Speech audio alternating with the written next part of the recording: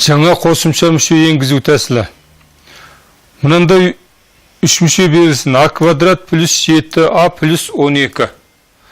Осындағы 7а мүшесін мен ажыратып 3а қосылған 4а деп 2 мүшеге ажыратып жазып берем. Сонда 3 мүшеміз а квадрат плюс 3а плюс 4а плюс 12 деген 4 мүшеге айналады. Енді осындағы алғашқы 2 мүшені бір топтап, соңғы 2 мүшені бір топтайтын болсам, онда бірінші жақшадан а деген орта көбейткіш шығады, сонда жақшаның ішінде а плюс 3. Екінші жақшадан 4 деген орта көбейткіш шығады, жақшаның ішінде а плюс 3.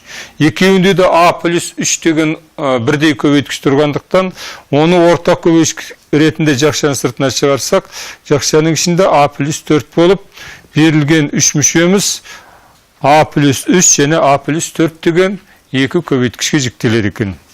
Екінші с квадрат минус с минус 6 3 мүшесін жіктеуіміз керек. Бұндағы минус 5 с-ны мен минус 6 с плюс с деп 2 мүшеге ажыратып жазам.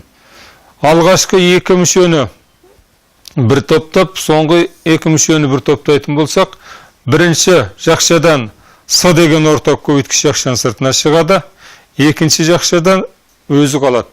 Енді екі жақшада да с минус 6 деген бірдей көбейткіш тұр.